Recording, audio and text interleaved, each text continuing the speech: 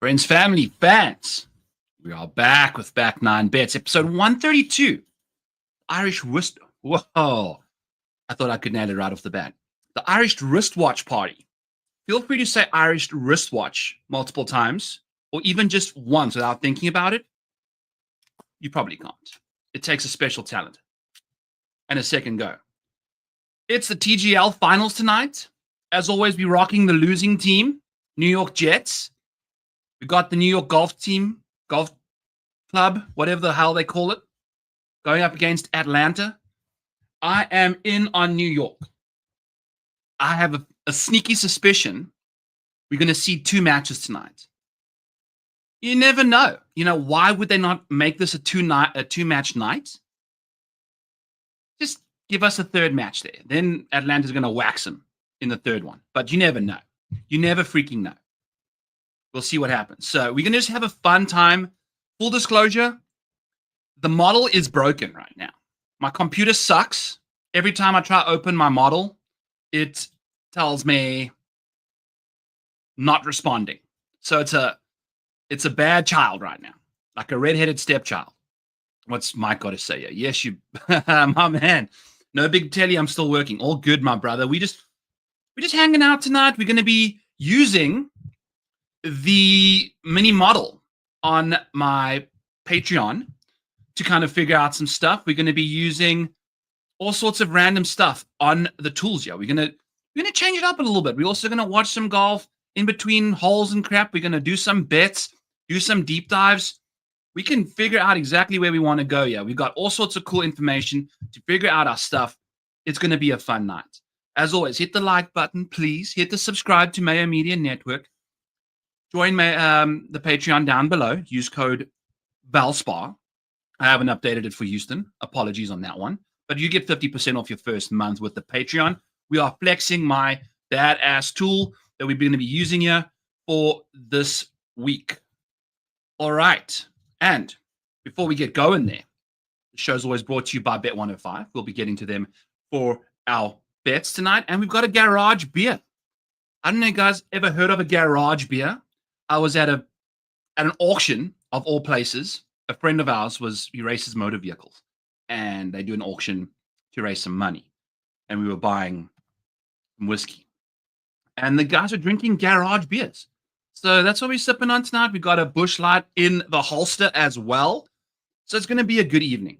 Models shun me too. I know, Gumbas, not good. And then Joanne saying good evening, Brian. Wow, Joanne, almost there. Just got 40% of the letters wrong there. Just kidding. I hate Brian's for that exact reason, because Brian's are the bane of Byron's existence. Everyone calls Byron Brian, and there's a guy that owns a local little hole-in-the-wall pub over here from Australia called Brian. That's like easily one of the worst combos, because I always get called Australian. I always get called Brian. Now there's a Brian from Australia in the same 1,500 people town that I'm living in over here. So cheers to y'all. If you're allowed to drink, have a drink. If you're not, pour yourself a vodka. Oh, wow. A club soda and lime. Do not pour yourself a vodka. I beg. Okay, Joanne, you're getting closer. Brian. It's B-Y-R-O-N, baby. You'll get there at some point. Alrighty. So, New York has moved now to plus 100. That's where we're going to dive right in right now. There's some hot steam coming in on the nice side of the Atlanta drive there. So we're going to be rocking and rolling. I only have 3 outright bets this week as well. We're going to maybe place a couple more placements as we go along. It's going to be a fun time. It's going to be a chill show. Not going to get too crazy. Not going to get too deep into the weeds. But I am in on Atlanta. Jesus, Byron, get it together. New York, that's what we're rocking tonight. The losing team, plus 100 over DK. Grab yourself a New York, and we're going to sweat this out together. There we go. Joanne, my man, my lady, way to go. Got Byron there on the third go. Sipping on some Crown Royal. Oh, yeah. Nice. Okay, cool. Damn. Why does the Power BI look so much better than the version that I use at my job? Because you don't have no model maniac making you Power BI reportages. So this is it. All right, so let's just start off the bat here. We got Rory McIlroy plus 700, pretty much everywhere you can find it. Let me take a quick peek here and see if that's even the case. Yeah, he's plus 650 now, plus 700, plus 650. I don't really care if you don't have any bets placed. That's fine. I think you can go ahead and find yourself in the Rory McIlroy sweepstakes. If we take a look at Rory over the last little while, Faltiani's round dates, get the most recent in here. There we go. What is this? This is just positions. All right, so we want the most recent rounds. Yeah. There we go. The Players' Championship, which he just won. Now, does he win back-to-back for the third time this year? Not back-to-back for the third time. Win for the third time and go back-to-back after the Players and at the Houston. Maybe not, maybe. But what we do know, and I'm going to put my face in here because it's just his name, so it's not that big of a deal. What we do know is that we are gaining strokes off the tee to a small degree. Not the greatest, but at the Genesis Invitational, he was pounding it out there. Changed his woods at the Arnold Palmer Invitational, didn't quite get it together. We were betting on him there. Now, the reason why we are going with Rory is because I've been betting guys and then jumping off of them, and then they go and win the tournament the next week. Now, I've done that with Rory already, so we're just chasing now. We are just chasing, but there's validation here, and there's reasoning behind this situation. So we're going to dive into it here shortly. No, not even shortly, right now. What I love the most about Rory is the fact that he's incredible out of the rough. And at a golf course like this, you're not going to have to worry about it that much because the rough isn't super thick. It's a nice, shortish kind of rough. They're trying to Augustify this place. And you can just nuke driver out there. The par threes, all 5 of them, 2 of them are a little shorter. So that's why this course doesn't quite play as long as it should. If you made those a little... Oh, God, there was something. I've got like my senses are on like high alert because I have a child. She's not in the house, but my neighbor is making some random noises outside and it sounds like a child's crying. Anyway, Rory McIlroy, we're going to rock and roll with him. What we like the most is he's just playing great golf right now. And the main reason we like him is because he's not Scotty Sheffler. The number at plus 700 is delightful. And I think we are looking at a Scotty Sheffler right now that's playing okay, but not great. I mean, if we take a look at his round after each, his position after each round, since the Arnold Palmer began, so the last 8 rounds, he has not been inside the top 10 after a single round yet. He's fighting some demons. He's not getting it together. At the Genesis Invitational, he played a little better there. But again, at the Waste Management, he was never inside, like fully inside the top 10. We were 10th going into round 4 after round 3. But this tool provides you with these kind of cool traits. I'm going to add a couple more charts over here to kind of see, okay, what's the average position this person finishes after each round? Just to get a feel for how these guys go along.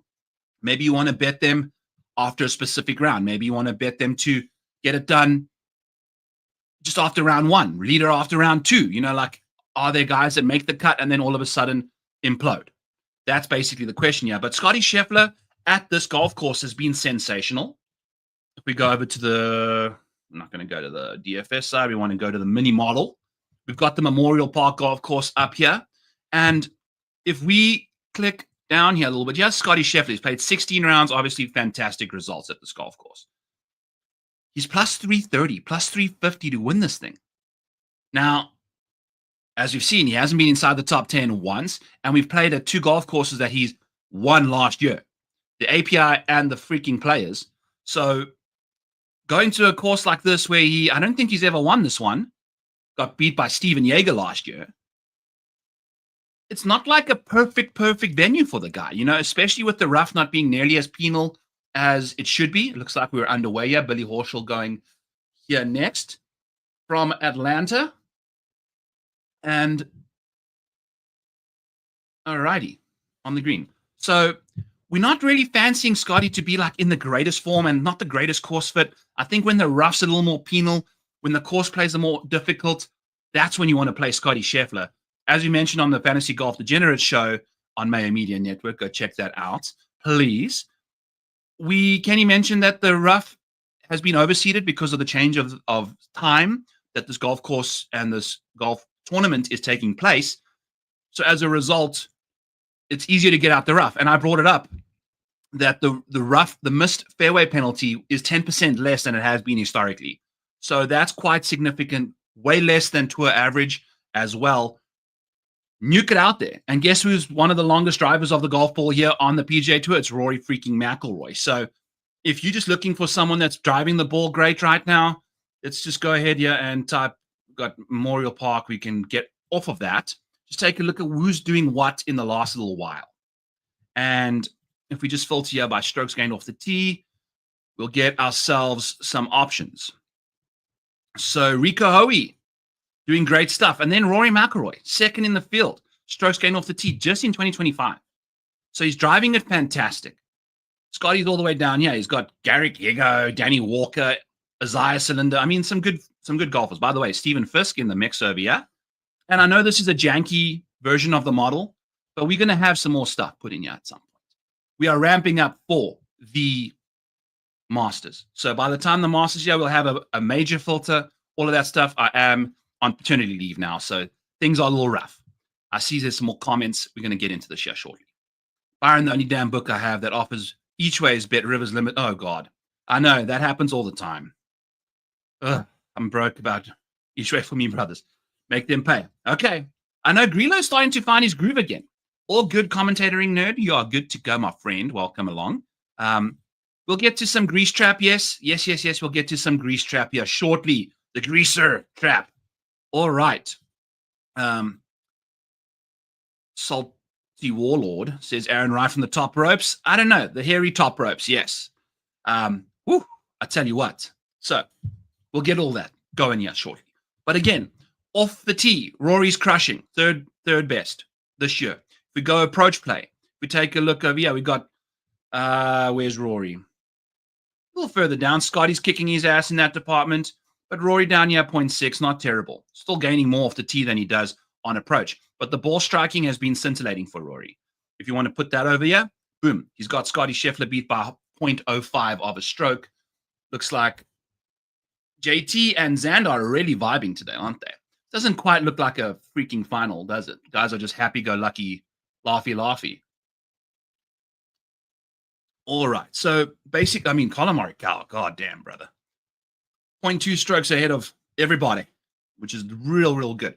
So, you're just taking a look at it here. We can see, okay, Rory's cooking with gas. Then just the form. And then the main thing is the number. 7-1.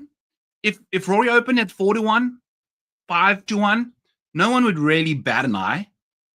I think everyone would accept that that's a fair price. I think 7-1 is a very, very fair price. Looks like New York is up. Beautiful. So we're up one. Let's go. No. Oh, God. JT's throwing the hammer. Okay, this is a replay. Focus. Hocus pocus. Here we go. Back to the showdown tool. Got Scotty Sheffler pulled up. We don't like him as much as we do Rory this week. Scotty's $1,000 more than Rory. Scotty's half the price in the betting market than Rory, so there's not that much to like. So we like Rory a lot. And as we go here real quick, we can just take a look at Rory's like metrics. If you want to bet Rory first round leader, go for it. I don't know what his odds are there, but he's easily in 2024 and 2025. He's been incredible. If we take a look here, you can see most, like half of his +6 rounds where he's gained 6+ strokes on the field have come in round one. 3 of the last 6 since 2004. Then he plays a little more, consistent in the other rounds. But the upside for Rory in round one is amazing. So round one showdown, absolutely. The irons tend to pop real hard. As you can see here, he's doing great. He's gaining 1.25 strokes on approach in round one. So he plays freely. And then round two, he kind of stalls out a little bit, loses in the last year and a bit. He's lost on approach and around the greens in rounds 2. Then rounds 3 and 4, he kind of pops back up again. So he's got a really interesting profile. You can get in on Rory early, first round leader, or bet him after round 2. If you want to just see some drift, maybe he doesn't get off to the greatest start. Who the heck knows? But as you can see, the spike numbers over here are phenomenal for Rory.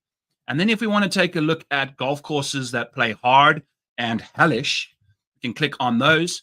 And there we have Rory just cooking with gas again. He's easily all of his +6 strokes gained rounds have come on hard and hell level golf courses. Hell, and it's by round. I don't use this by a tournament. I use it by round. So hell means you're over par. Like the scoring average for that tournament, for that round, is over par. Hard is from level par to half a stroke under par. Medium is half a stroke to 1 stroke. And then easy is when the field's averaging more than a stroke under par. That's basically how I do this. So hard and hell, look at this. He just lights up this freaking column big time. All of his spike rounds come on the hard and hell golf courses, and we will expect it probably to play hard. I won't imagine it's playing hellish this week. But still, if we just want to click on hard, the hell is where he absolutely thrives, doesn't he? So either way, we'll like it going there. See what Rory McIlroy gets up to. Love the number. We've also bet him top 5 at +150. Highest paid in full. Rory McIlroy, by the way, has not finished inside the... Look at this. We can go over to his betting profile and take a look at what he's got up to here. It's insane. Because Rory McIlroy has not had a top 10 in the last while. Dating back to the 2023 Open Championship, Rory has not had a top 10 that wasn't also a top 5, which is insane to think about. So if we just take a look here, look at his top 10 market. It's just not, he never top 10s only. He's always top 5ing when he's top 10ing. So you want to bet the top 5 market. If we click the top 5s over here, he's been on fire the last little while. We've got 1, 2, 3, 4, 5 of the last 7, including some DP World Tour stuff. This week's DP World Toury, we got a leaderboard, an odds board that's incredibly separated. Rory and Scotty right at the top there, plus 350, plus 700. And then it's Aaron Rai. Aaron Rai, the third most popular option at a golf course like this. So insane to think about. The absolute savage Aaron Rai, 28-1 to win the Houston Open with Rory and Scotty in the field. We'll see how that works out. But maybe it makes sense, maybe it doesn't. So as you can see, bet Rory top 5 all the time. Leave alone the top 10 market. You are losing out on value in that world. Cool bananas. Moving along to our next bet. 200-1. You know the drill, folks. Aldrich Potgieter, show the hell up, my brother. Okay. So, Aldrich, in the last year, from 2024 and 2025, he loses strokes on easy golf courses. He gains a little more on medium, so gains 0.3 strokes on medium, and then he's gaining over half a stroke per round on hard and hellish venues. As you can see, we are losing on approach and around the green, typically not ideal, but he absolutely sends it off the tee, and he's a great putter. So he's gaining tons with the putter historically, 0.73. And then if we go hell and hard metrics here, we can even just, without clicking on the things, you can just go course difficulty, hell and hard. And then you can see, okay, this is what's cooking. This is how he rolls. And off the tee, it's just he separates himself, gains over half a stroke all the time off the tee, and the putter seems to work out. So there's not necessarily that big of a difference in his profile. He just plays better on more difficult courses. And it's been fun to see. I mean, he's obviously right in the mix all the time. We saw him in the mix at Torrey Pines, a long, difficult golf course. We saw him obviously in the mix at the freaking Mexico. That didn't quite work out for us, did it? I mean, look at this. God damn.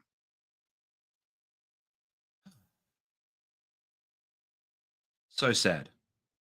So sad. Anyway, we like what he was doing. After round 1 at the Farmers, he was top 5.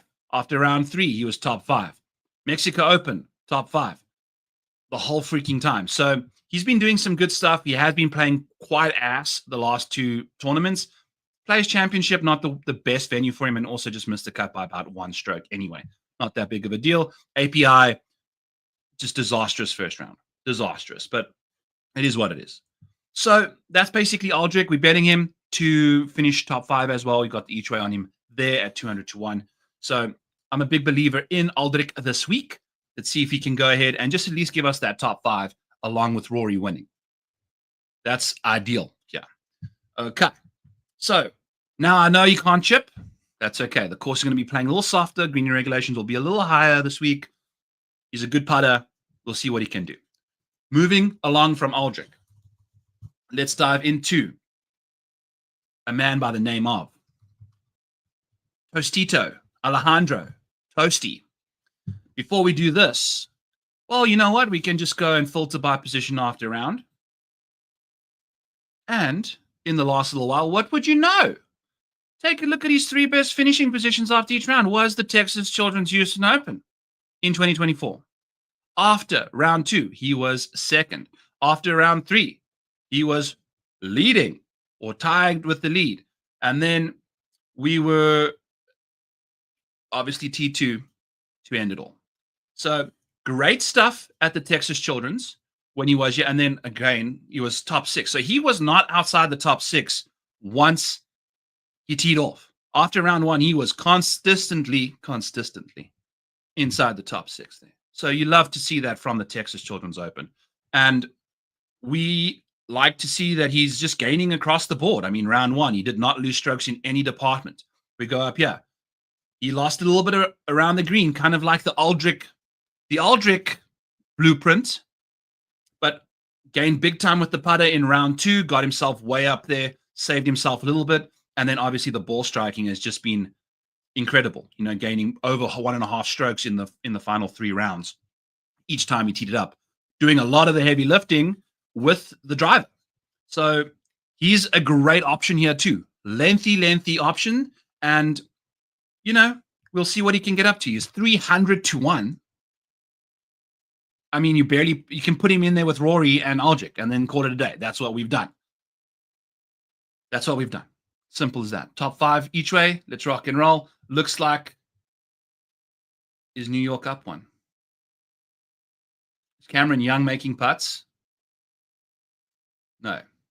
Is that Justin Thomas or Billy Horsch? Oh, is Cameron Young missing putts? Ugh. Oh, well. Cameron Young. Who decided it would be a good idea for Cameron Young to be part of the TGL? I understand he's a good golfer, but holy cow, is he an absolute inanimate object? Like, I love Lamp. That's like Cam Young for you in a nutshell. Moving along. Okay. I also now, that's basically it for me. We're going to do a little, whatchamacallit here. I'm going to actually take a quick peek. I haven't bet this yet, but we're going to be looking at Min Woo Lee. And if we go here and we filter by position after round, we are looking at someone who's been inside the top 30 at a relentless rate. We know this. If you are part of the Back Nine Bets community, you know we're always going to be betting Min Woo Lee for a top 30. So I'm going to pull up his odds here quickly to see what's going on. Great course fit as well. Tons of distance off the tee. Not the greatest iron player, obviously. As you can see, the iron play is pretty ass. But, you know, he's nifty. He's real nifty when it comes to off the tee stuff and chipping. So he's going to figure out the short game, obviously. Got all of that going for him. And then we just got to figure out how to get the irons working for old Min Woo, which probably will never happen. But it is what it is. Okay, so top 30 for Min Woo Lee is minus 120. Boom. I'm betting it right. That's exactly where we're going. If we take a look at his finishes, we just go here, top 4. We just go round, finished fourth round. And then we just go round date, go over here. And you can see, okay, in the last little while, let's take a look at finishing positions. Final finishing position here, 20th, 11th. Genesis Invitational finished 48th. That is what it is. Top 30, top 30, top 30, 32nd, 22nd, 22nd, 73rd, second, 21st, 24th, 26th, 24th, 22nd. Like this dude, since the Masters, that's in 2 weeks' time. Since the Masters, we are looking at top 20s in basically every single start outside of the Players, but that was before the Masters. So the Genesis Scottish Open, he did not cash. Pro Core Championship, he did not cash. And the Genesis Invitational. So you don't want to play Min Woo Lee at anything Genesis-ish. Invitationals, Opens, Scottish Genesis, whatever. You don't want to be playing Min Woo Lee at those. Also, I'm just joking. Don't think that's a trend. But it is surprising that 2 of his 3 outside top 30 positions came at a Genesis. So we love him for a top 30. It makes tons of sense. Has he played this golf course before? We don't know. Let's take a look-see. Memorial Park Golf Course. And let's see. I should have his name here so we can find him. But we'll see. I don't know if I see him, yeah. So this is still a very raw. I don't think he played this golf course the last time. So, yeah, all good. Moving along, we can get round 4 out of there as well. Get back to this. So we've bet Min Woo Lee minus 120 for a top 30. Tires paid in full of a bet 365. I love it. He's a perennial top 30 option. Round 3. And I think that's why you find Min Woo Lee struggling to get inside the top 10 consistently, right? Because this round 3 is just consistently letting him down overall. If you take a look at the last little while, it's just not getting him inside the top 10 ever. He's hardly ever inside the top 10 after round 3. It's just not working for him. But if we go round 2, we might see a little more top 10s. Yeah, so there's a first at the Players. Obviously, was playing great golf. 10th at the Pro Core. Didn't even cash that top 30 at the Pro Core after being top 10 after round 2. Just multiple times, he's just kind of finding himself popping way out of sync. So, and I guess we only filtered on round 4, which he might have had a few miscuts. So apologies on that. You got to filter on round 1 to find the finishing positions correctly. But we're learning how to use this tool nicely. I love Min Woo Lee for a top 30. As always, you'll find him just hanging out over there. So that's Min Woo Lee for you guys. I'm also now taking recommendations for deep dives. We'll deep dive some guys. I know there was a Max Griesemann. The Grease Trap was requested earlier today. So we're going to do that for the last little while. Grease Trap is he's a diesel engine. That's what the Grease Trap is, Don't get caught up in the Grease Trap. You can even bet this guy live. I think it's a greater way to go about it. Strokes gained in round 1. Not the greatest. He putts better than he ever does. He's above his baseline in putting in round 1, but he is ass when it comes to approach play in round 1. Just can't seem to figure it out. Then we go to round 2. Seems like the profile, the putter comes back a little bit. The approach play seems to figure itself out, and then you can't drive the golf ball. Then in round 3, you can't chip. It is what it is, but the ball striking's there. The putter shows up in round 3, and then round 4, we are just all above ground. Every single area of his game is above and gaining strokes. So I fancy him a lot in round 4 showdown, in round 3 showdown. If you want to be live betting him, we will likely be doing that because he gets off to some slow starts. Doesn't necessarily find himself. And from a spike percentage, where are these spikes coming from? He's hardly ever, the majority of his 3+ rounds are coming in round 4 and round 3. We got 3 of 7 over there. And if we go with 3 and 4, it's easily, his upside for +6 is the way to go.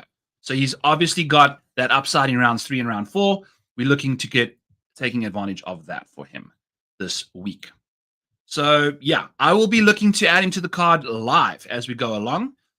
Mr. Cut at the Players in epic fashion in round 2 was not good in any department. But, hey, you can't win them all. So we'll see what he's up to. He's been meandering around the top 10 ever since the fall swing. Man, he played nicely in the fall. Played real good in the fall.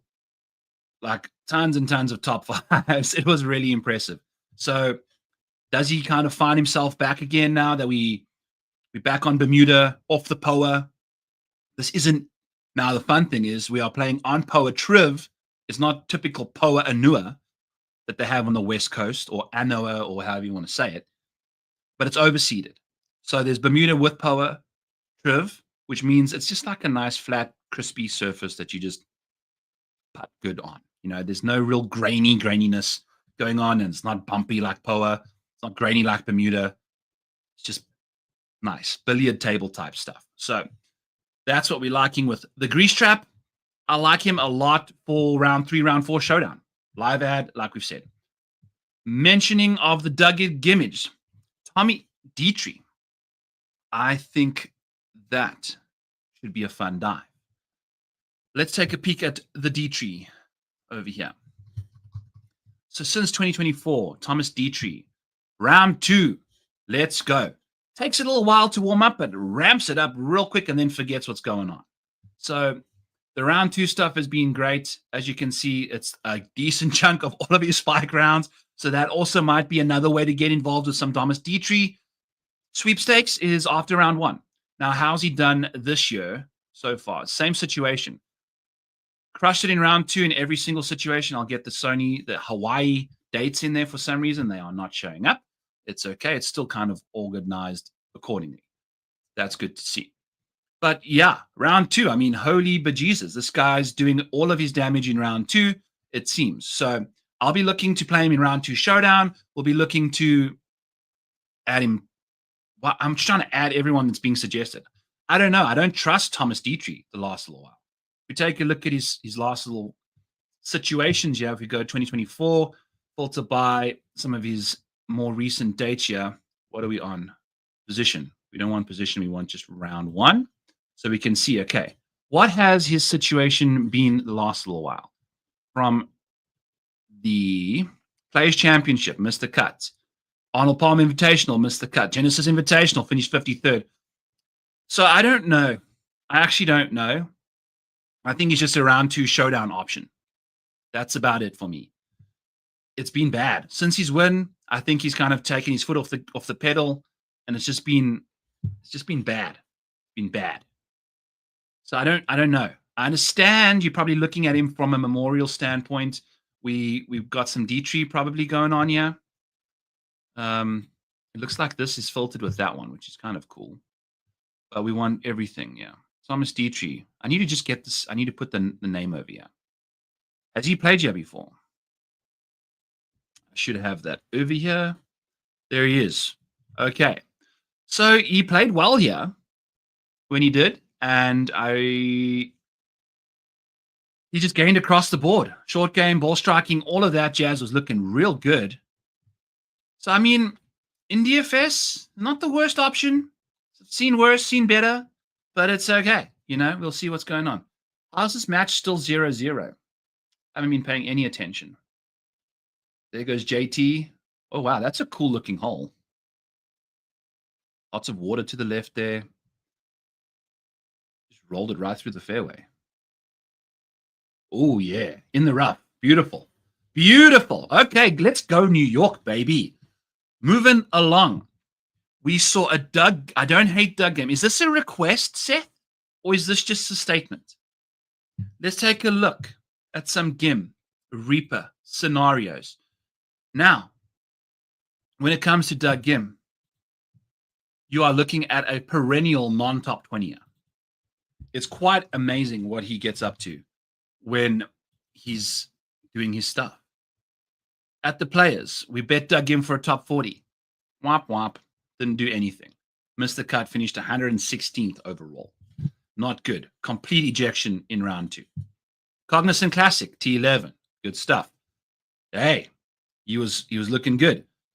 And the thing is, he was right in the mix. 3rd place entering round 4. After round 3, he was 3rd. After round 2, he was 3rd, and then finished 11th. He just doesn't get across the line. He's a safe play. He's a cash game option. He's a top 40 bet. That's where you want to be going. If we go here and click on round 4 for the last little bit, and we go by the best finishing positions in that period of time, we've got 3 top 10s at the Shriners, the Waste Management, and the Black D Championship. And then we've got 2 more top 20s, and then that's that. 5 of his last 34 tournaments have been top 20. The rest, he's just floating in this middle range here. Lots of top 30s, top 40s kind of stuff. I mean, look at this top 40 situation. Tons and tons of those. So we like that in a big way. So 34 rounds, if you click all of the stuff to get him to a top 30 or top 40, we can see how many of those are top 40. So we had 34, 12 of them are top 40. So that's not terrible. It's not terrible, but you know, you're not going to be looking to go after Doug Ghim in the upside world. I don't know. He just doesn't seem to do it that often. He's got to do incredible stuff with the putter to find himself there every single time. But man, the putter has not been good the last little while.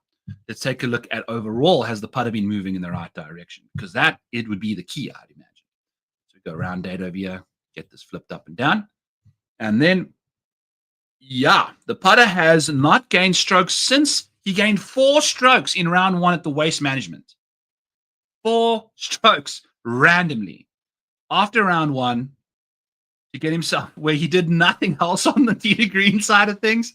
And then we're losing strokes in every single freaking round. Now, if you look and believe in Victor Hovland's principle, who never gained a single event putting, shows up to the Valspar and finishes top 3 putting, Doug Ghim's your guy. But Doug Ghim has not gained a single round putting since the Waste Management, which was the Super Bowl. Think about how long ago football was on your TV. That's when last Doug Ghim gained 4 strokes in round 1. Incredible stuff. Okay, Cam Young, zip that thing back. Let's go. Oh, did Cam Young just open his mouth and say something? Woo, that's a sip over there. That's a definite drinking game. Anytime Cam Young says something, you just take a sip. Won't even get through a full beer.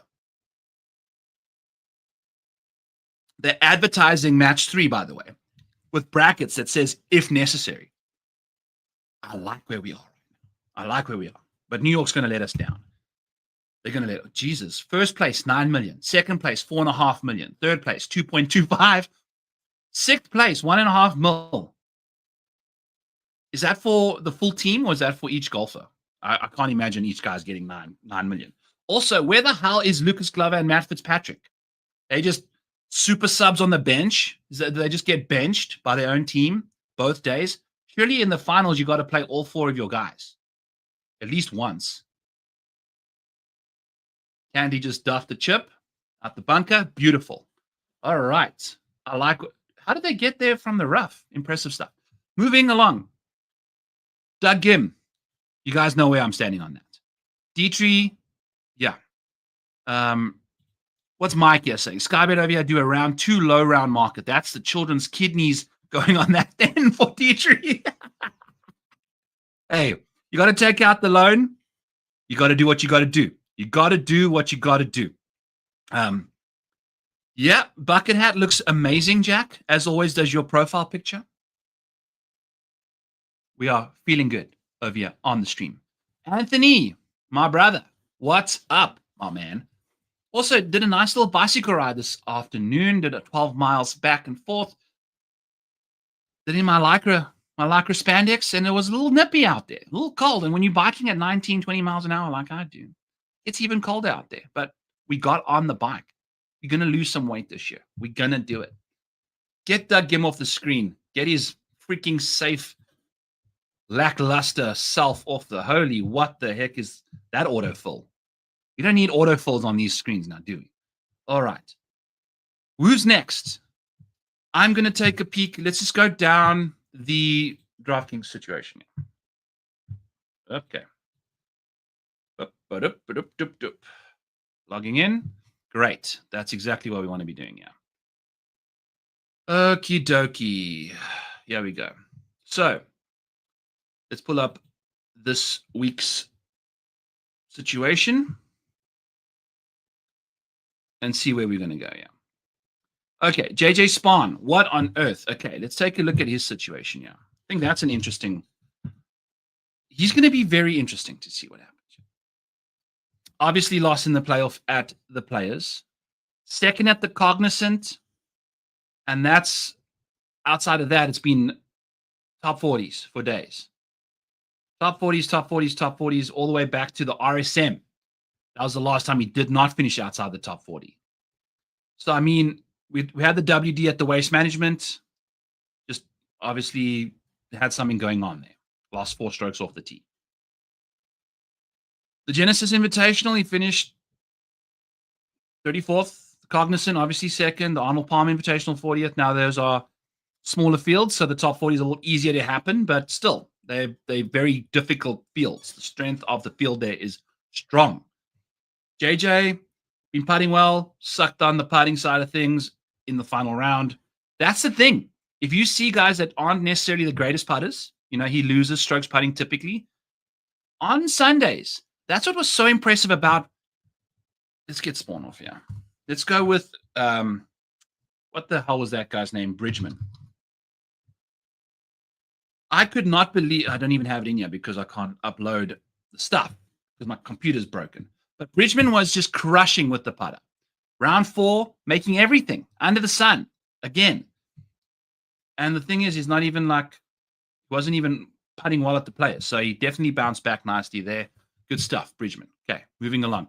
Who do we want to chat about next? Spaun, he's playing good golf, but typically doesn't give you that upside. Now he has finished inside the top.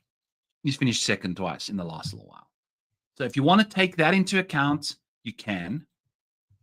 But man, overall, it's been second, 31st, second, 34th. It's solid. It's solid. But at $9,900, I don't know how owned he's going to be. Probably a little, just by price, he's going to be higher owned just because of the price that he is. Jesus, are we going to do Aaron Rai? I understand he's played well in the past, but Aaron Rai, Mexico Open, finished 4th. Okay, cool.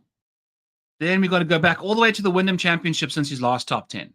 He's $9,800. It's going to be very freaking popular. Bet him top 20, call it a day. Or bet him top 5, whichever one you want to do. We pull up Aaron Rai over here. Aaron. Last little while. Just bet him top 20. Look at this top 20 situation here. Boom, boom, boom. Let's go. Simple as that.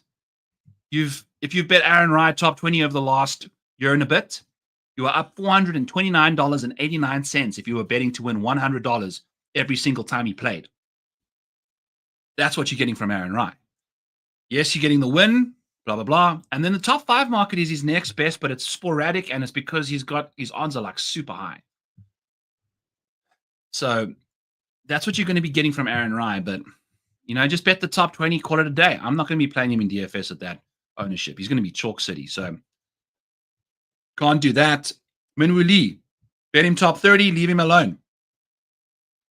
So maybe we just, we've just eliminated the top 3 guys quite easily in that department. Davis Thompson.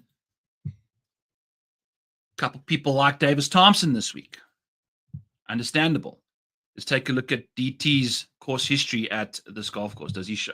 God, it's driving me nuts that I don't have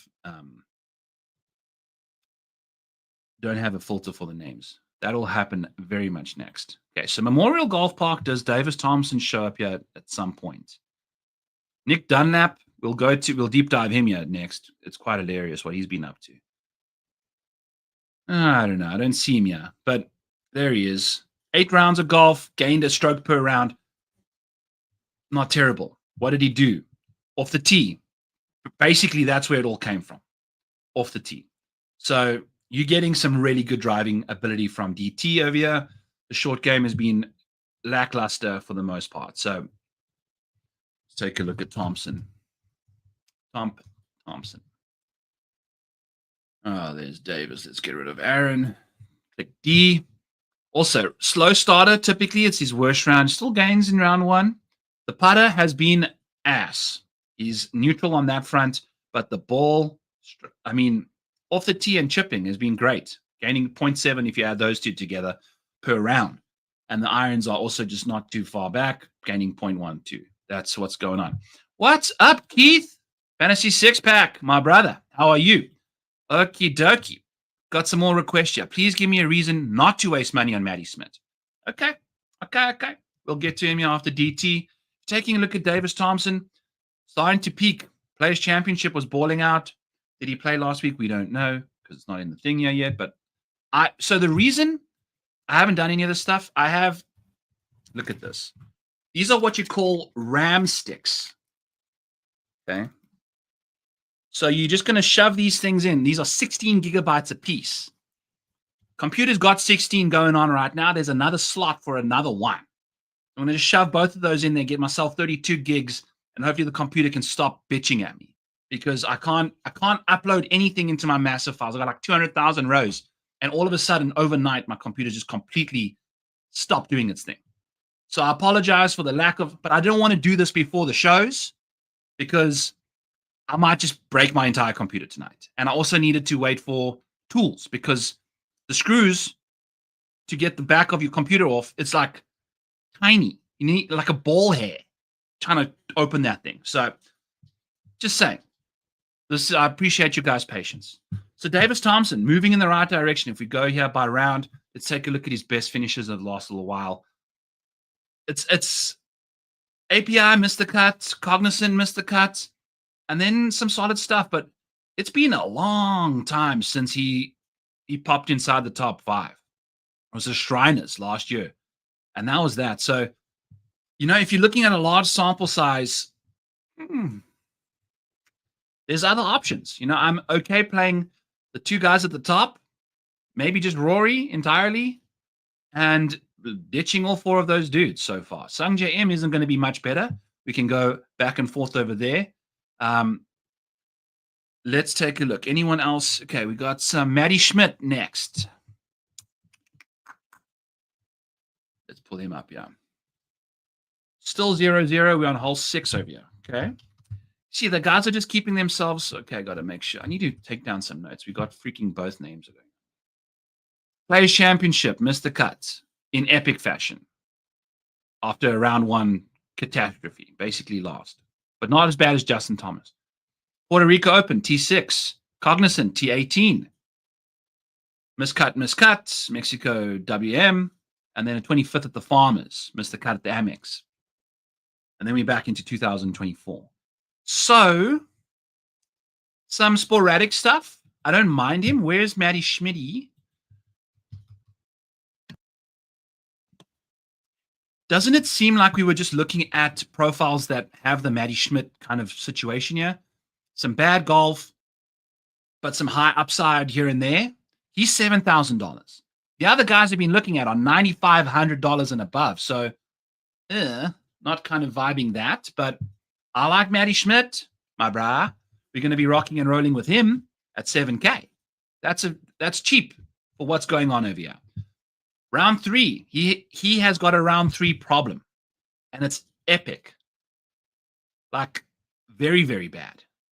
He just can't chip in round 3. He can't do anything apart. He hits his iron slight much better, but everything else is below his baseline in round 3. That's not good. That's not going to help you. I mean, the Farmers Insurance was the last time he gained more than a stroke in round 3 this year. Ew. But then he bounces back in round 4, just like that. Incredible stuff. So, yeah, I don't mind it. It's nice to see that he is gaining in round 1 and 2 because it gets to the cut, and then he just completely loses his shit. So I don't understand why he's doing all that stuff. But if we take a look at how he plays easy and hard courses, he plays hell courses very well. Hard courses okay, easy course as well. So it doesn't necessarily matter for him. There's no real significant difference, Aldrich was hard and hell. They were stacked at the top there. Good stuff, Small sample sizes here because they don't play a lot of hell-ish conditions. So, David Miller trying to tell me, okay, I'm in on 2 guys already and Rory. I might see how Griot's doing, and then we kind of go to him live. We'll see how it goes. All right. Dunlap doesn't... yeah. I'm just hoping that Nick Dunlap doesn't get me negative points in best ball. Dude, let's pull up Nick Dunlap here. This is some crazy stuff. If you take a look at Nick Dunlap's strokes gained off the tee the last little while, it is very, very bad. He's lost 3 rounds. He's basically lost 14 strokes off the tee in 3 rounds of golf.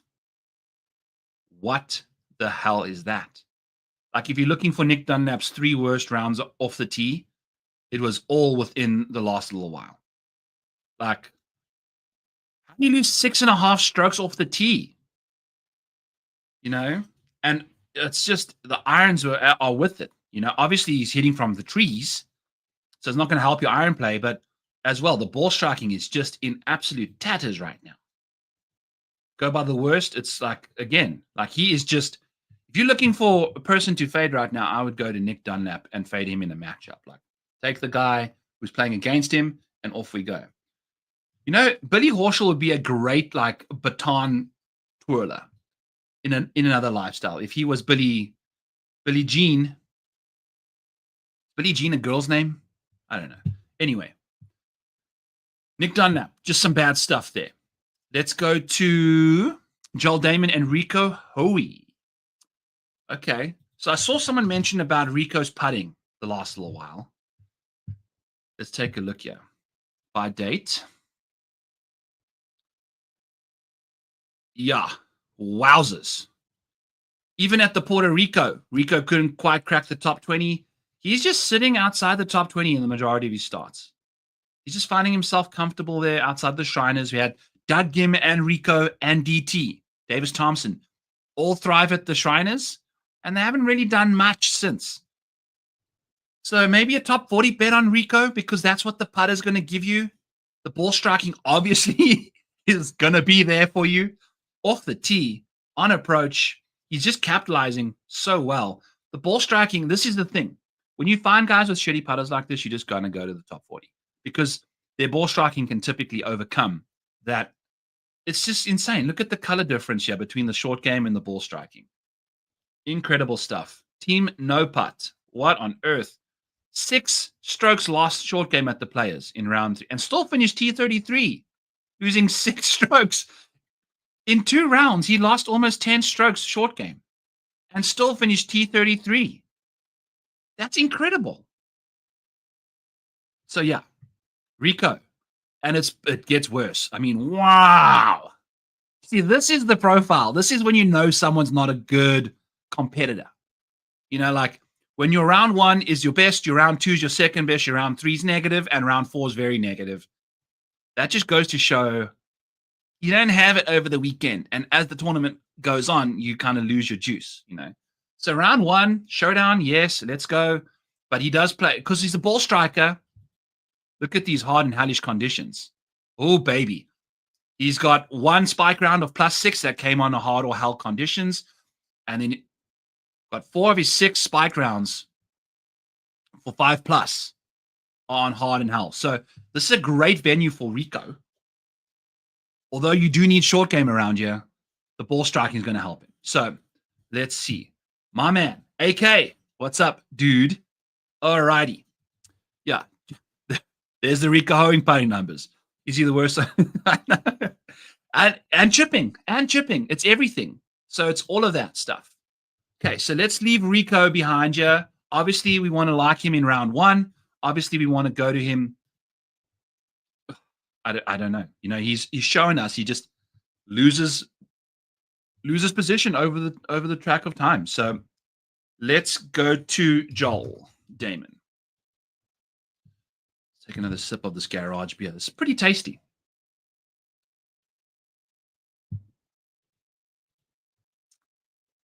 Okay, Joel Dahmen gains himself 1.25 strokes in round 2 and loses strokes in every other round since 2024. We go to 2025. It's positive for the other 3, but still just absurdly good in round 2. So Joel Dahmen, round 2 showdown. Joel Dahmen, potentially round 2 low score of the day option. Plays medium and hard golf course as well. Plays hell-ish conditions quite poorly. not the. They played a couple of hellish conditions this year so far, and he's lost strokes in basically all of them, apart from the Farmers Insurance in round 2, which he could have been on the South course during that time when the other course played way more difficult. Who the heck knows, but hasn't played the greatest when it's hellish. What are the medium courses he's played well? Cognizant, great. Mexico Open, played amazing. So, interesting situation for old Dahmen. Round 2, baby. Jesus. I mean, look at this. What happens if we just take it all, like his entire career? Okay, so he was not a weekend guy. We've got courses we got since 2017 here for old Joel. But if we just do the last year and a bit, you're seeing some drastic stuff. Yeah. Oh, my God. Look at this. So since 2023, it's been that way. And then since 2022, it's similar stuff. So incredible. What a crazy profile that is. What a crazy profile that is. And the putter still, just the short game is completely atrocious. So also Joel doing so well off the tee with accuracy. It concerns me that it's not that essential this week. Given the course, the rough, it's lower, overseeded, softer conditions. Now, it is going to be blustery as balls out there. That's why when it's windy, I do not bet a lot because it just turns into a total crapshoot. It turns into a total crapshoot.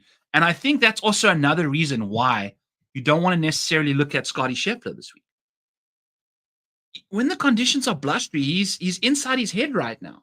We saw him losing his shit at the Players when he was trying to pitch a shot and getting pissed off that the wind wasn't blowing a pitch. So, yeah, I don't know about that. Whereas Rory won the Players in the wind. Rory played well at Pebble in the wind. It's going to be windy in Texas, baby. Let's go. Rory, Avocado Roy. Not going to do the whole freaking avocado metaphor for half the show, but it was perfect. We opened the Avo at freaking API, not even a top 10. Then we leave the Avo on the counter. It ripened overnight, and he goes and wins the goddamn Players. Avocado Roy strikes again. Yeah. Okay. He might be the worst putt on the last 24 rounds. Yeah. It's not good. Well, we can take a look here. We can go to the mini model, and we just go for 2025. We get the Memorial Park out of there, and we go PGA 2025, and we'll just go upside down by strokes gained putting. No, he's not. Some of the worst putters this year, only in 2 rounds, okay, whatever. Troy Merritt got the yips again. On over 4 rounds, he's lost 8 strokes. 2 per round. Philip Knowles, bad. 10 rounds, losing a lot putting. Patrick Harrington can't putt. Yes, Rico. Oh, it's compared to his other stats. I was wondering, why is it so much more red? But it's got to do with the other numbers? I don't know why that's the case. It should be this column. We'll figure that out. But, Rico, brother, 26 rounds of golf. You're losing 1.6 strokes putting per round. God damn. That's bad. That's real bad. That's like 30 strokes you've lost. 40 strokes. 40 strokes this year. Putting. Whoop! If we do total strokes, he's definitely in the mix because he's got 26 of these rounds. Wow. That's incredible. Really, really bad. Okay. Moving along. Byron, yes. AK, my man. Byron has beaten the power fade twice, brother. Rory has beaten the power fade. Clearly, he's got that power fade rub. Is he the power fade this week? I guess we'll have to find out. Go check out Alan Klutz on X. He'll be releasing his power fade there for the Tour Junkies, as always. Jack asking, aka Jeff. Any lower owned one and done plays that you like? Was looking at Pendy, but Jesus, he's been bad. I know. It's a weird week because the purse isn't great. We've got Rory and Scotty in the field. Man. No, don't want that button. Let me get that out the way. Let's go back to the mini model and just take a look at who's playing well this year. Let's see who's ball striking it well this year. Colin, Bronson Bagoon. I don't think he's even playing. Joseph Bramlett, obviously. I don't mind Bramlett as a sneaky option. DFS wise, I like long golf courses. He plays great at Torrey Pines all the time, unless you bet him top 40 like I did last time and he misses the cut. But I like him at Torrey. If we're taking a look at, we just go, we can filter on, let's go hard and hell conditions and see who shows up here from a ball striking perspective. Nicholas Norgard, only 3 rounds. Scotty Sheffler, obviously 57. I'm also going to get a round slider over here to kind of filter out these guys with 2 rounds and stuff like that. Let's take a look. Bryson playing this week. MJ Duffy, RIP. Max McGreevy, been ball striking it well the last little while, particularly in 2025. I think he's been doing some good stuff with the ball striking. There he is, So he's 11 rounds on hellish and hard conditions, gaining some solid stuff. It's the short game that's almost offsetting his 1.4 strokes he's getting. So I don't mind McGreevy as a low-owned option. I've been betting him to win often. Roy's playing good, obviously. Keith Mitchell, never going to finish inside the top 10. He just doesn't have it. Danny Walker. Danny Walker's playing some solid golf overall. He's on the first page over here. Taylor Moore, always on these hard courses, plays good golf.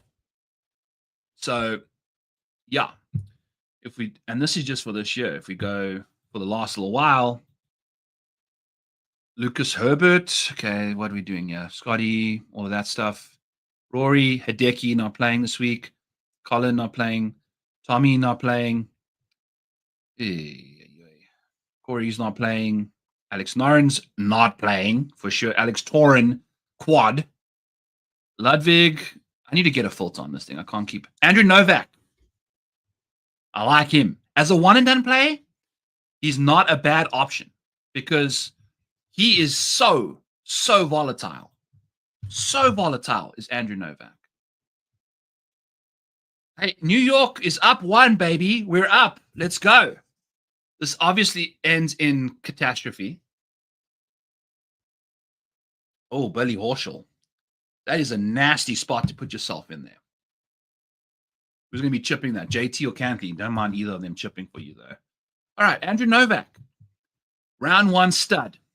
Gains almost a stroke per round in round 1. Solid stuff. And if you take a look here, a decent chunk of his spike rounds coming in round. I mean, ideal profile has a quarter of each of these bars lit up because there's 4 rounds of golf, obviously a tournament. In round 1, he's doing a lot of heavy lifting, like especially on the +4 side of things, plus like the higher end spike rounds all come in round 1 for him. And he's the same situation.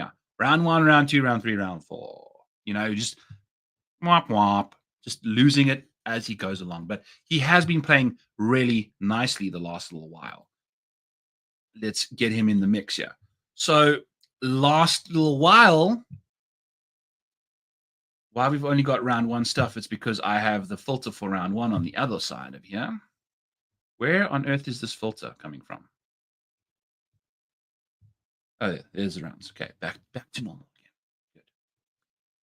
So he missed the cut, the players, 34th at the API, Cognizant missed the cut, but then Genesis Invitational, 13th, and he kind of ejected out of there pretty hard. 13th at Pebble, 3rd at the Farmers Insurance, almost won that thing, and 2nd at the Butterfield. He's also one of these guys that's got a very similar profile to like JJ Spaun, very similar profile to DT, all of those guys at the top of this world that we're looking at here in the 9K range. So I don't know. He's obviously a short game guy. That's his stuff.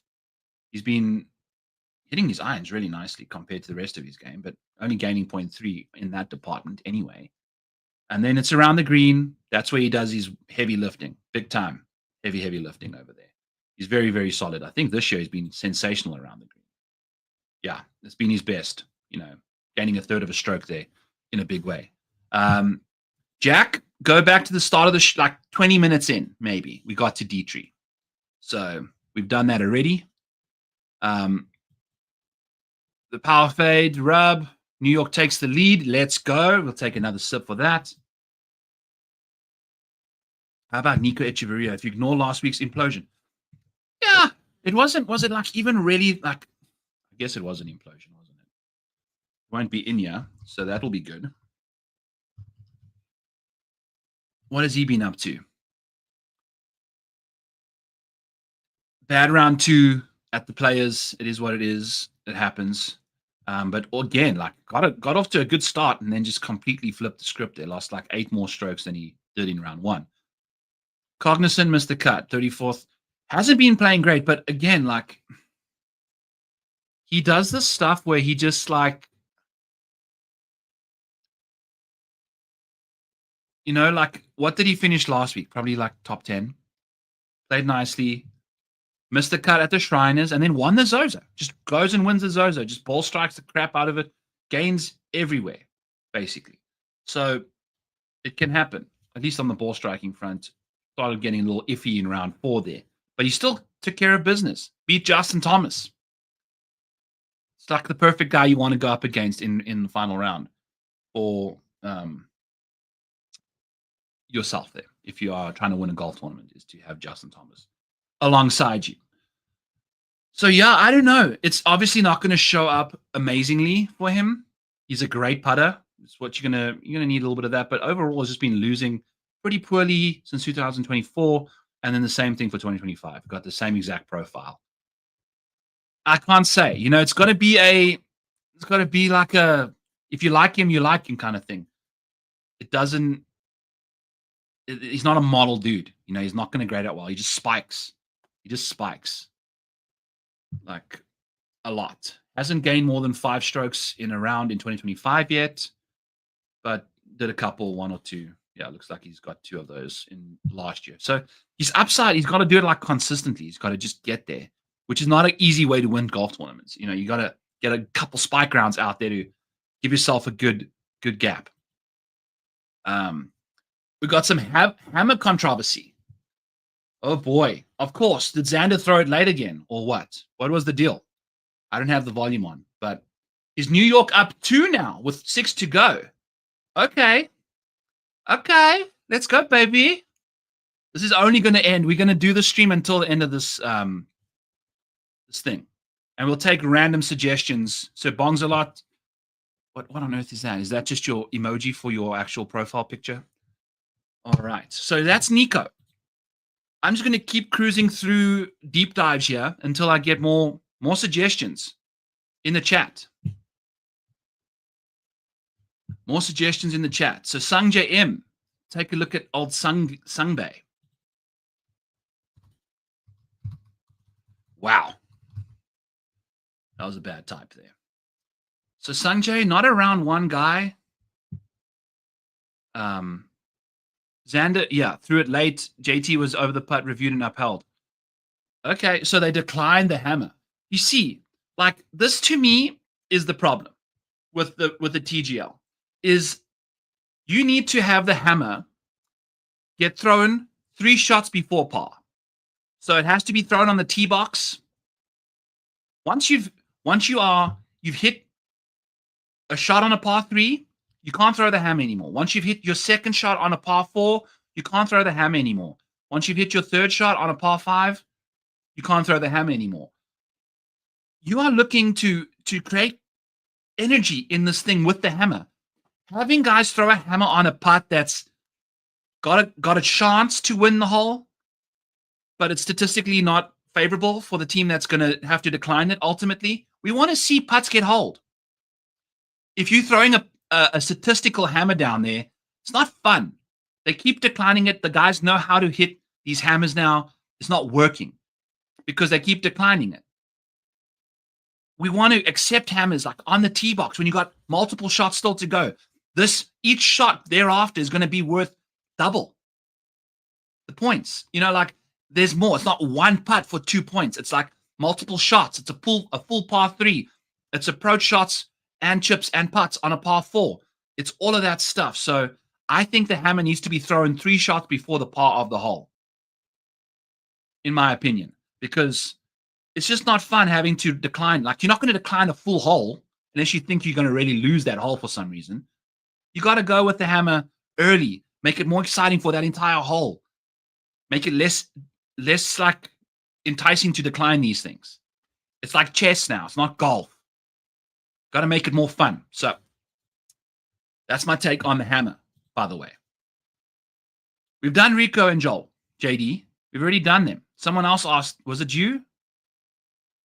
Yeah, I've already done them. I've deep dived them both already. Victor was victory in my one and done. And top, dude, how? Yes, to a capture. Was it you that said that you had Ricky Castillo as your round one? First round leader, by the way. That was impressive. Good. Wheels up. You need to choose one golf in the 6K range from Thor, Suber, or Rosenmuller. Which one has earned a man crush this week according to your model? So, wheels up, you're showing up late. The model's broken. I'm waiting for this show to be done so I can rip out the RAM sticks out of my computer and put new ones in. I can't do my model because my computer won't let me do pivots and stuff that I need to do all of a sudden, just randomly overnight. So we can deep dive them, see what's going on. So let's take a look here. Let's go see what Suba's been up to. Subaru. Or we can just do them all. Want to go Suba? What did you have? Rosenmuller and Thor. Michael Thorbjornsson. And you want to go with Rosenmuller. Jesus. He's got two names for some reason, too. All right. So, yeah, they are. Let's just go strokes gained total over the last this year. Jackson Suba. There's your answer. Just playing a million times better. He's got a couple 6+ round spikes, big time spike weeks. Nice to see that. The ball striking is looking good for him. For the most part, he's a great ball striker. Farmers, American Express, Sony. So it's the kind of been, where has he gone? Because we are struggling lately, are we? Yeah, the ball striking has gone south quickly. The Farmers Insurance, since we were on the West Coast, that's pretty much when he was like kind of really rattling it off. He's lost ball striking in his last 4 straight rounds.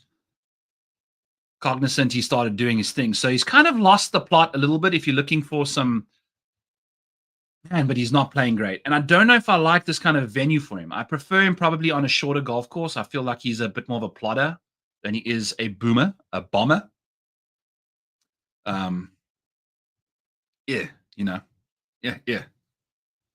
All right. So, yeah, I will go with him, but at the same time, I don't know. You know, those are 3 guys that are going to give you some headaches, I believe. All righty. Let's see. Someone was asking you for a top 40 long shot. Top 40 long shots. Okay. One of my guys, I want to Onishi. Now, he played well last week. Not going to be in here, obviously, because I can't upload anything right now. But this is why I went to him. At the Farmers, we just do it overall. When there's hellish conditions, look at what this Kato Onishi guy gets up to. Look at this. It is insane. We are in chronological order going backwards, and we've pretty much gained tons and tons of strokes going there. And it's all around the green. Like, look at this. Gaining like almost 2 strokes around the green every single time he's playing. I guess we've only got only one of those rounds are there. So, excuse me, don't listen to me on that. But overall, strokes gained total, we've got all of those on the Corn Ferry Tour for specific rounds, not for the full tournament. When a round played hellish, when the field scored over par on average, Kato Onishi is incredible in that department. So, yeah, I like what he gets up to in a big way when he's doing that. I need to add strokes gained total to this as well so you can see what the total is. But it's good to see he's got, we got a couple bad rounds back in 2023, but if you just do the last 2 years, it's been good. You know, he's averaging 1.66 per round when it comes to strokes gained total on hellish conditions. Now, hard conditions, things get weird. For some reason, he doesn't like hard, but hellish, when shit gets like chipping like all the time, that's where you want to rock and roll. I don't know if I like him that much this week, if it's going to be a little more easy than it has typically been. It's not going to be hellish. Might be hard this week, maybe even medium, but keep an eye out for this dude. When the conditions get crazy, if you the first 2 rounds is going to be windy as shit, though.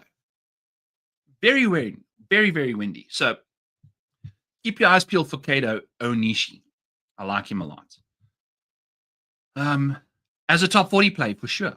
I think he's a good option there. So what's his situation been like for the last little while? Take a look at his finishes. Yeah, been bad, but on the KFT he was solid. $6,000 in a shitty field. Let's just acknowledge that. Okay. Some cheap, low-owned pivots that we want to go off of here. Okay, let's take a look for a top 40 situation. You know what would be easier is if we just do some little long shots on the top 20 market. I can pull it up right here, right now, and see who has been the best top 20 bet. And then we see where we go from there. In the last little while, let's go 2024, 2025. And obviously you can't click in the field because I haven't been able to update anything, but here are the names. So Shane Lowry, Tony Finau, not a long shot. Andrew Novak, top 20 bet for sure. Is Joe Highsmith playing this week? He's in the Masters and he's playing. I like him for a top 20, potentially top 40. Tom Hoagie, Aaron Rai, great option for a top 40 bet is Aaron Rai. Same for the top 20s. Maverick McNeely's playing this week as well. Top 20 market's definitely his situation, but he's kind of lost the plot since the API. It's been pretty bad for Mav. I'm actually going to deep dive him myself quickly. Wheels Up saying he's going to deep dive. He's going to take some Advil, pack some Advil for his headache on my date. Oh, God. With your man crush. Hey, you know what? You have to be willing to get hurt in order to love. That's just how it goes. We're going with the full ladder there to a capture for a Nicholas Norgard Muller. I like it. All right. Lee Hodges, Nick Taylor, Ryder and Die. Ryder and Die is my plays all heavily. Okay, I like it. Especially first round leaders. Yes, I agree. Yes, I definitely agree. All right. So what we were doing here, we were looking up Maverick McNeely. So we're going to go all the way back this way. Got that filtered over there. Let's do this. Maverick McNeely. Click his name. Since 2024, been solid, man. Gaining like a stroke per round in pretty much most of them except for round 2. Lots of spike rounds. Hard golf courses he's okay on. Hellish golf courses he's very, very good on. What courses have those been the last little while? Players. Mr. Cut at the API, but he gained strokes when the conditions were hellish all the time. Chipped and putted okay. Off the tee has been good. But if we just take a look at his overall play the last little while, we've got these 2 really random Friday rounds. That's like very concerning.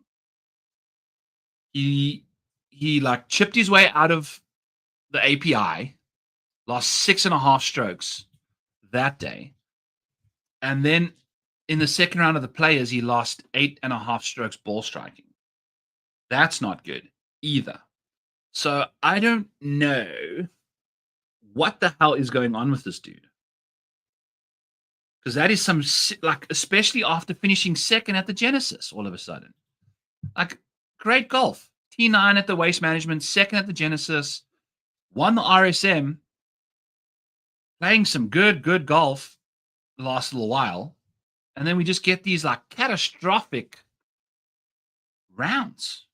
I don't understand what's like. That's some mental demon stuff. Like, that is a lot of bad golf. It's a lot of bad golf. So I don't know what his deal is. I can't tell you. But he's interesting. He's very, very interesting for me. I think, especially if you're looking at strokes gain metrics for the last little while, these 2 rounds are going to offset both ball striking and short game badly. And it's only one. If you take away that specific round, we're looking good. So interesting stuff. I don't mind him as a sneaky one and done. because he does have second place, 10th place, first place upside. But you're also going to be dealing with, and who cares if your guy finishes 30th or misses the cut? Doesn't really matter. In one and done. You're looking for guys that just crush. So let's see. All right. The Mav I like a lot. All right. TK, Maverick McNeely, I don't mind. Lee Hodges, Nick Taylor. Let's take a look. We'll deep dive those boys. Hodges. Round one. Love it. You mentioned round one. Absolutely. Round one has been great for the guy. Very, very good. 2 of his last 3 rounds in round one have been over 5.5 strokes. Very impressive stuff. Now we got the 2 of the 3 there for him. Good stuff for Hodges in round one. Like it a lot. And it's the ball striking. Holy cow, he doesn't even really get it done that hard with the putter in round one. It's all ball striking. Incredible. Okay. Irons have been solid the last little while. Everything else is losing strokes. Not ideal, but that's for 2024. If you go 2025, look at what this putter's done. Insane. Like the irons are back to solid. What were they overall for the last little while? He was gaining 0.34 with the irons. Now he's gaining 0.22. So just a small downtick, but the putter, it's insane. I don't know what on earth is going on. And then look at these. Oh, boy. Hard and hellish conditions for old. Hey, boy. Looking good.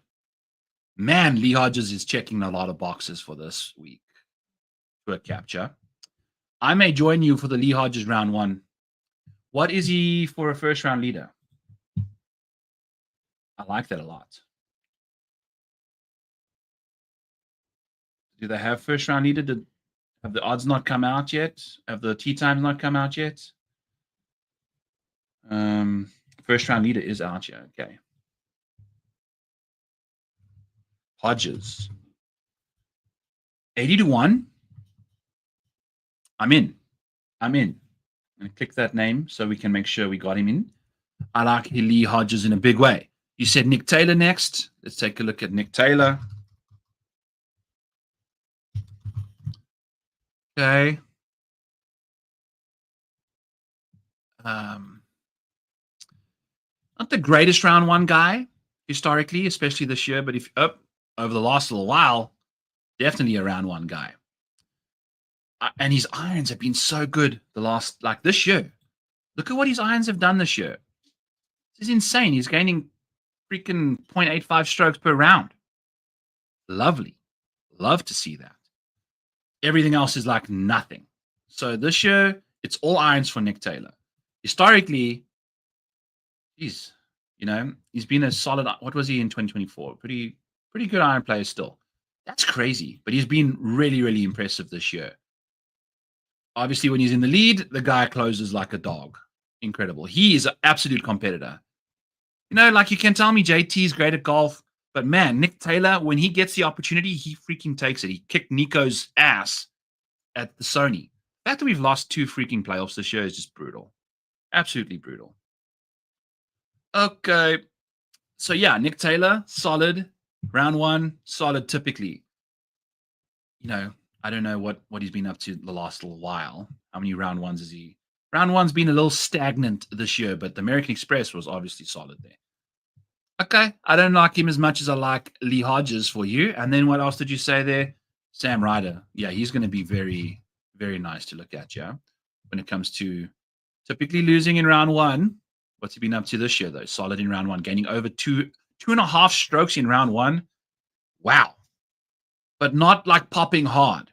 What does a round one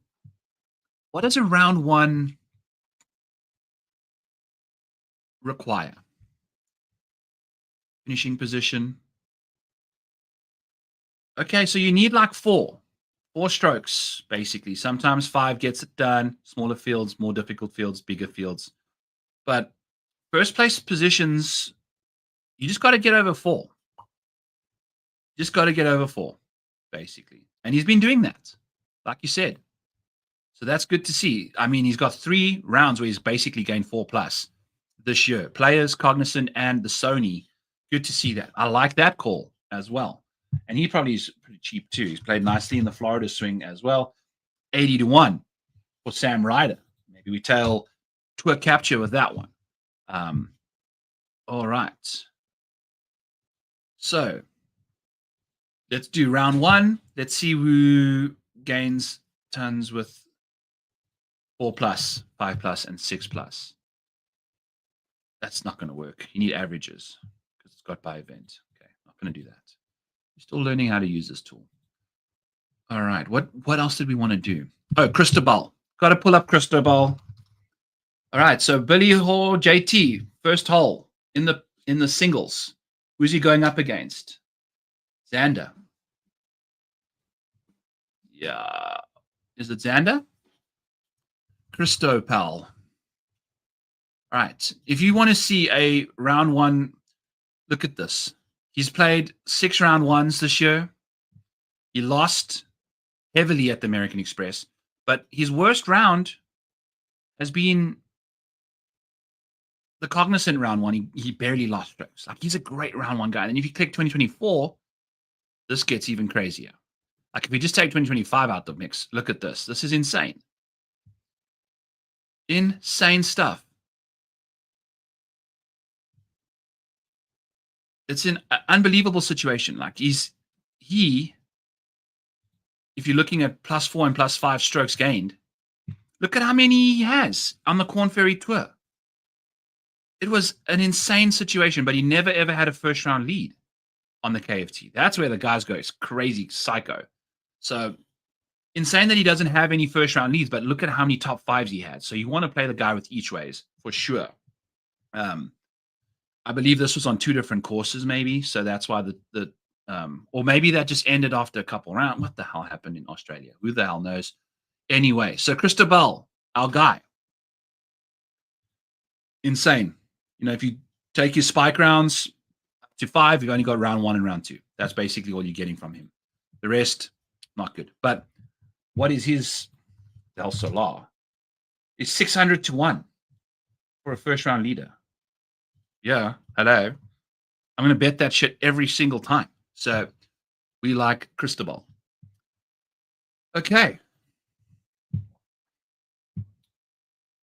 So JT in the bunker looks like a downhill lie. And who is he playing right now? That's what I want to know. Who's he playing?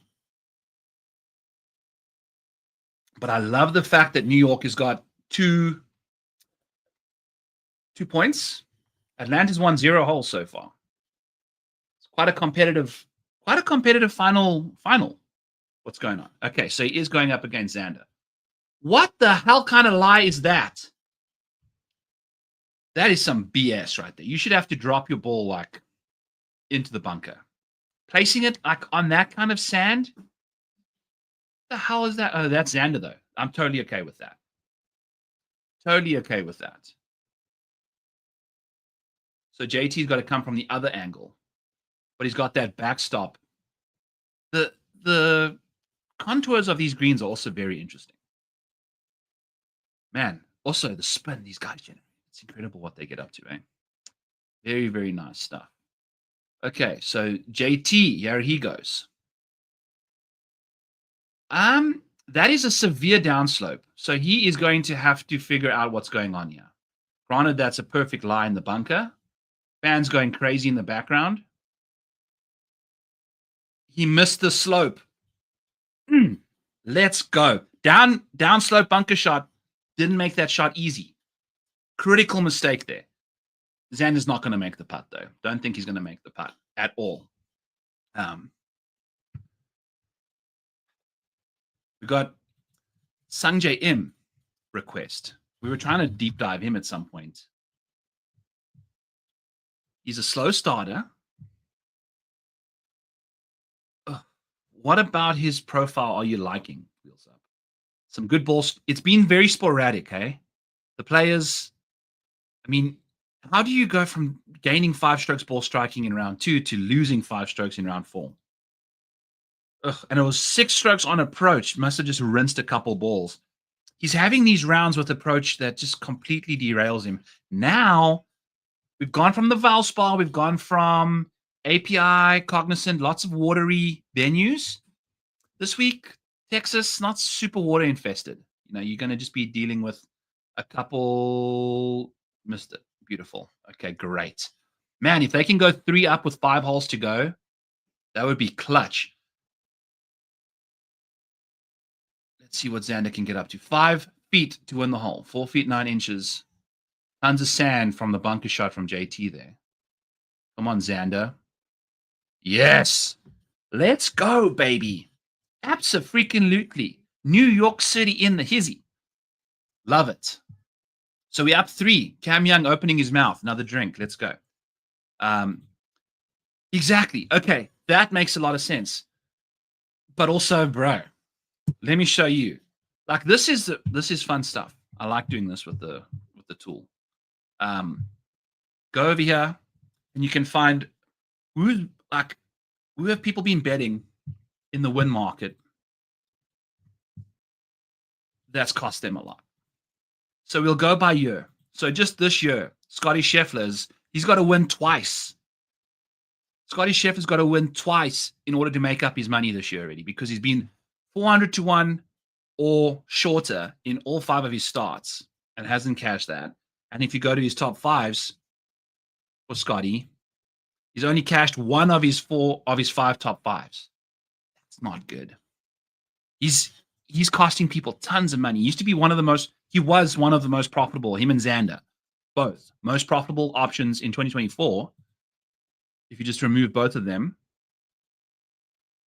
Scotty and Xander, just overall, any of the markets, they are like all up in the business over here, including the win market for Scotty. Now it's gone the other way. Like, the regression set in after the bad injury. It's rough. So we are looking at 2025 win market. Who has lost the most? McIlroy has won us the most. Obviously, 2 Ws.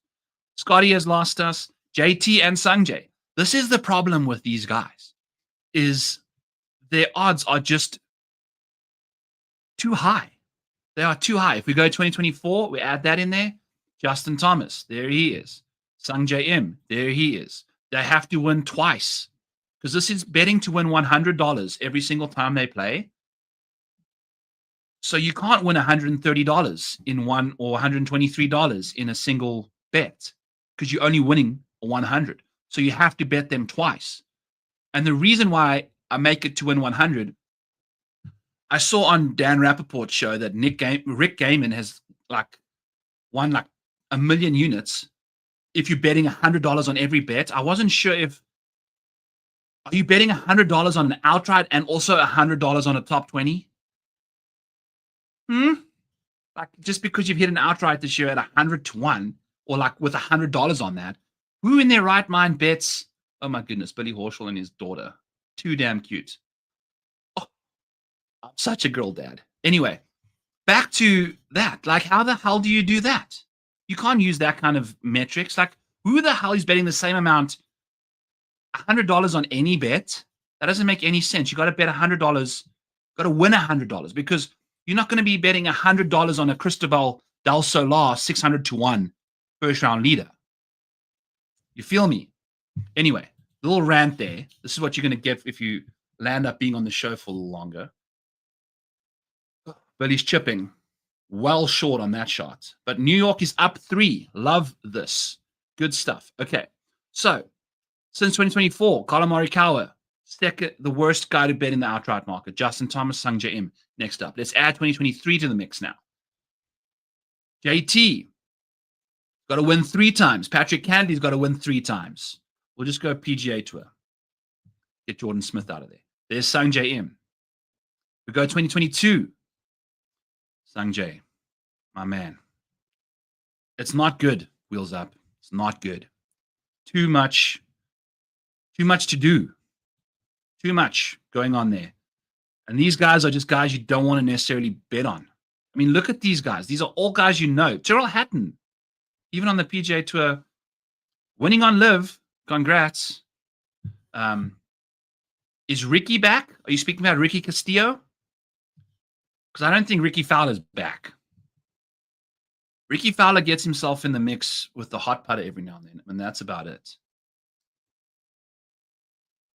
Let's take a look here. Ricky.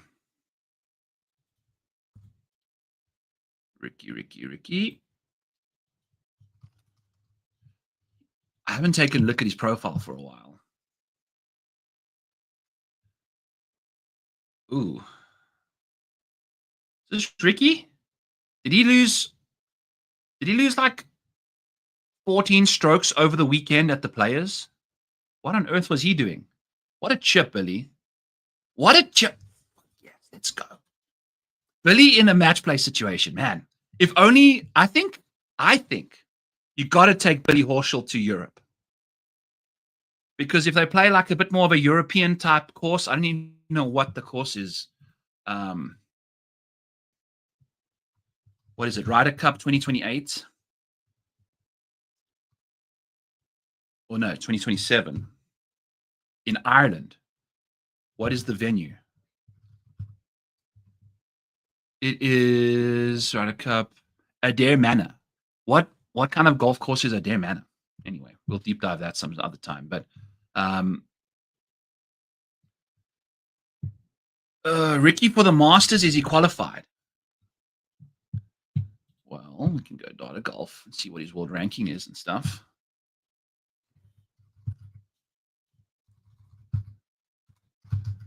I don't know. It's been a long time since he's done anything relevant. Mrs. Maniac show, now the internet's even worse than it was. Oh, there's Lucas Glover just sitting in the stands. Him and Matt Fitzpatrick just sharing beers together pretty much. Well, I can't believe that neither of them landed up playing. That's the crazy thing to me. Okay. So, Ricky Fowler, 105th in the world golf rankings, no good. 107th in FedEx. I don't know. I don't think he's in. Rob Bolton, major qualifiers. Okay.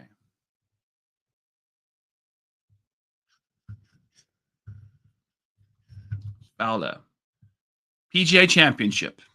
That's it. No good. Oh, God. Got the baby crying here. Turn this off. There we go. Okay. Ooh. Baby's crying, but there's a wife home, so we're good. Okay. Don't think I'm just letting that kid hang around in the background. So, yeah, Ricky, I don't know. What's he been up to? Sticky Ricky. I mean, round one at the Players, amazing. And then, wow. You know, like, he always bounces back on a Friday, but he's losing strokes overall. What's he got up to this year? Same thing. Like, I guess he's going to really get whacked by these two rounds. If I take these out. Okay, that's going to put them in, yeah. I'm clicking too many buttons, yeah. Whatever. Okay. Yeah, I don't like Ricky Fowler at all. I just don't think he's got it. Cam Young sticking it stiff from 174. Now Cantley's got to go and dial one in. Down 3 holes to go after this one. Things are looking good, boys and girls. Things are looking good. So Ricky, yeah, no dice on Ricky there. Yeah, I don't know. He's going to have to, because he's going to have to hit from the houses, because he's not going to be on the venue. Harry Hall has been interesting. Alan, AK, my man, my brother. Not Harry Higgs, Harry Hall. Oh, what a shot, Patrick, you dick. Ugh. All right, Cam, going to need you to sink this one. They're going to throw the hammer here, aren't they?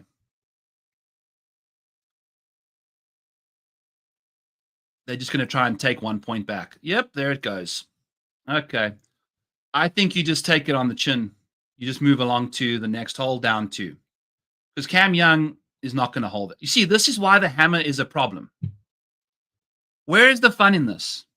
We're not seeing any shots. We hit one good approach shot, and that's that now. Congratulations, you won your point. That's not fun. We want to see putts get made to win these holes. Like, you got to do it before. This is boring. It's lame. Not fun. Anyway, what's the giveaway? I know, Mayo. Mayo loves to, he spoils you people, eh? Spoils y'all. Okay. So Harry Hall. The problem with Dirty Harry is we've got a round 4 problem developing here. Trust me, I know. I've been on him often. We've gained no better than 0.56 strokes on a Sunday. It's been cataclysmically bad every single round. We've lost strokes in 4 of the 5 Sundays we've played this year. In 2024, it was better. Significantly better. Like, round 4 was his jam. Balling out. I mean, we've completely lost it's mental. This is a mental midget situation going on. This is the problem. Like, how do you go from having a 2024 profile where round 4 was easily your best? You're getting like 1.5 strokes on the field. Then you just move to the new year and boom. It's 2.5 stroke difference. What? Is there a point where it happened? Like, did he have something very, very bad happen? It's just, look, yeah. It hasn't been good. The Black Desert, he lost a lot of strokes, but still, like Zozo, he bounced back. Worldwide Technology Championship. Man, it's been bad. It's been super, super bad. Yeah, Pebble, American Express. It's just not been good at all. Missing cuts, no dice. I just don't trust. I've bet on him multiple times this year already, top 20, because Harry came in looking mighty fine as a betting option. Not Jerry. We're looking for Harry. And his top 20 market in 2024 was insane. Like, he was returning you bucks there slowly. It was his only profitable market. And he got off to a very solid ending to the year. Mayakoba, Zozo, Shriners, back to back to back. Let's go. Then 2025, womp womp, like Century, Sony, cash that stuff. Nice. Then American Express, eject. Waste Management, he was cruising, ejected in round 2. I'm out on Harry Hall. He's got issues going on. Oh, 4 nights hotel, 2-day tickets to Canadian Open, travel to Toronto, ticket to live show, tickets to Blue Jays game, plus more. Wow. What a great package. So, whatever you got to go do, go find Pat Mayo's post about that or video about that and enter those draws. I believe if you go and comment on Spotify, if you leave a review on Spotify, if you leave a review on Apple, if you leave a comment, I believe, on the YouTube show, if you retweet his stuff, I think that's how you get into his contests. Go and blow Mayo out of the water, because that is a sick-ass package. Awesome.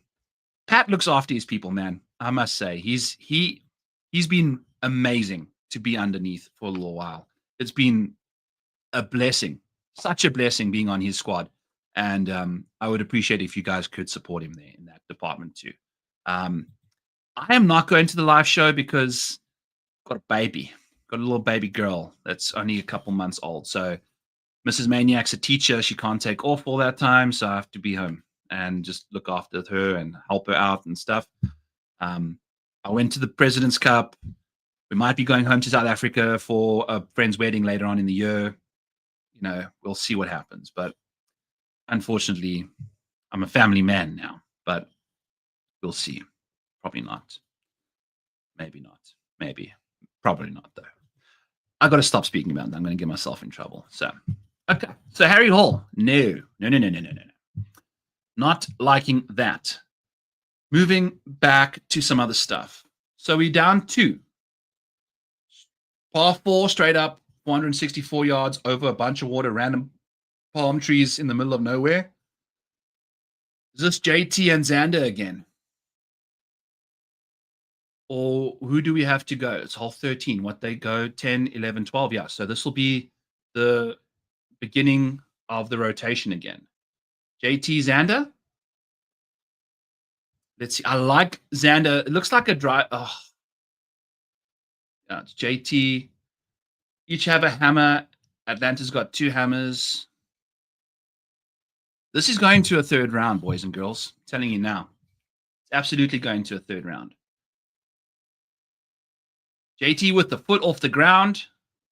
Milk it straight at the bunker. Potentially 181 mile per hour ball speed. Misses the bunker. Okay. Good shot. Watch Xander. Xander's going to get to 185 here. Quite quickly. He can mash it. He's very underrated long. Very, very underrated as a long player. Oh, he's pumping himself up. He's standing outside of the freaking. What's he doing standing? Why is he standing off the mat? Standing off the crate. All right, here we go. Oh, that's way right. 185 mile per hour ball speed, though. In the fairway. Good. Good. Why was he standing off the crate, though? That's such a random... You got the whole thing. Like, you couldn't find a place to just put both your feet. What the heck is that about? Anyway. Yeah, we are in full watch party mode right now. So we'll just mess around a little more. Click on some Memorial Park golf clubs, golf courses, yeah. And see. What do we have? Some spike rounds at Memorial. Okay. Let's see. Who's got the most spike? Tony Finau, obviously. Great with the spike stuff. Sam Burns not playing. Detry's got 1 big spike round. Nick Dunlap. Wilson Furr. Remember that guy. Denny, I don't think he's playing. Aaron Rai has got 1 of his rounds over here. Gained 6. Davis Riley as well. Xander in the bunker. Womp womp. Not good. Is he putting out like a dog, or is that the make of the shirt? What a terrible design. What?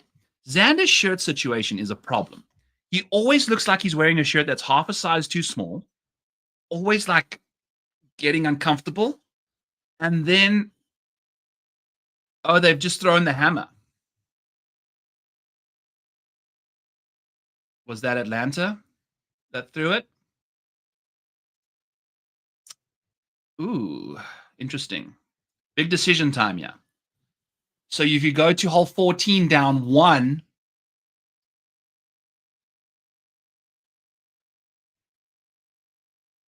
they declined it again. You see what I'm saying? But that's the thing. It's like he's hit his shot now. You got to throw the hammers before this stuff. That's boring.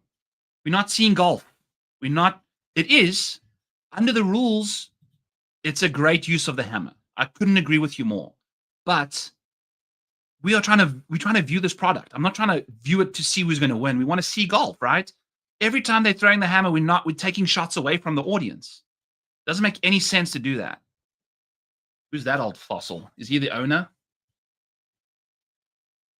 Vincenzi is on Finau, and Mayo and Jeff gave him a hard look. I pulled the trigger on. Hey, man, I think there were 45s out there. I get it. It makes a lot of sense. You can randomly just win at a golf course he's played well at, big number.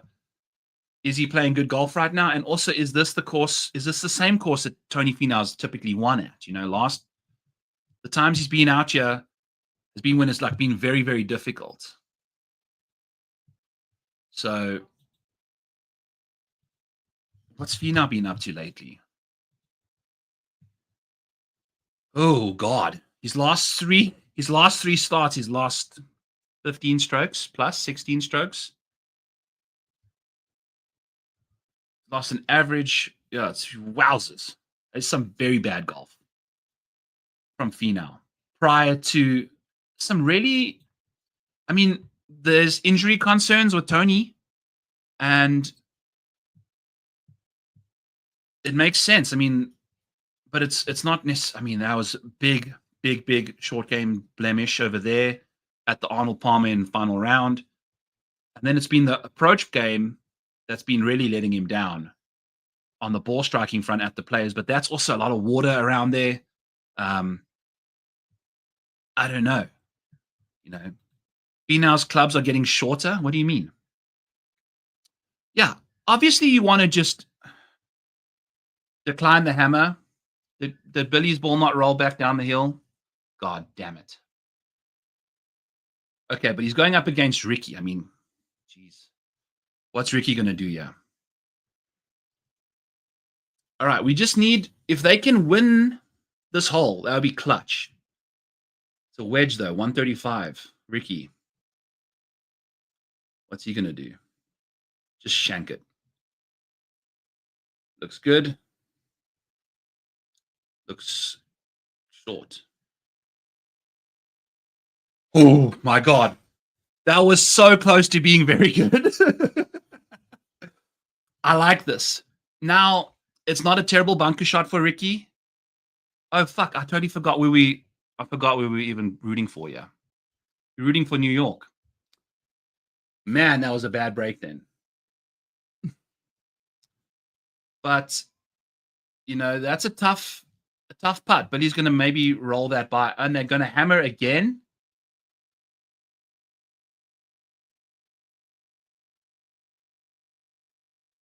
Oh, boy.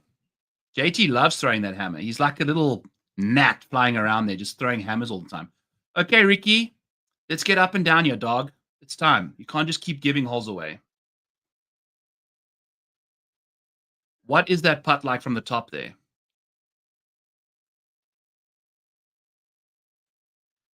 See, are they going to do another hammer and decline it again, or are they going to actually go for this thing?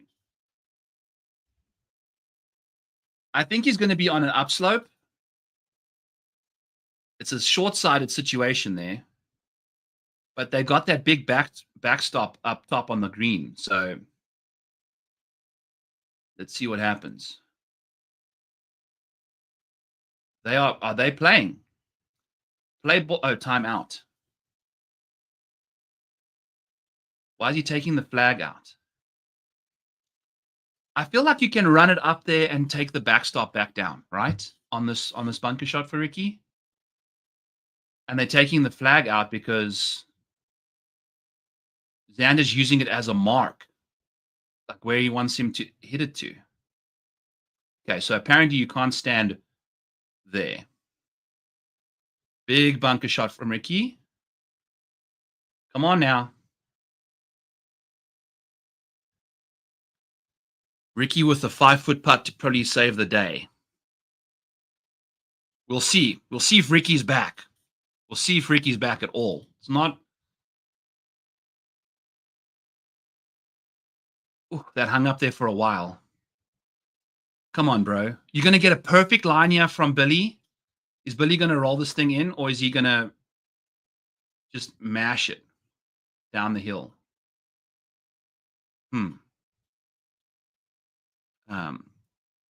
Oh, okay. So his posture. Maybe he's injured. Maybe he's injured,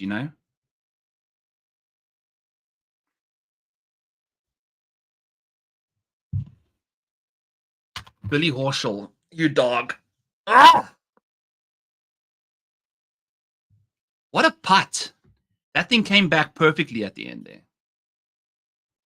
God damn it, Ricky. That's the thing. Can't do that, Ricky. Can't do that. What's up? What's up, dude? Oh, we kind of just watch partying now.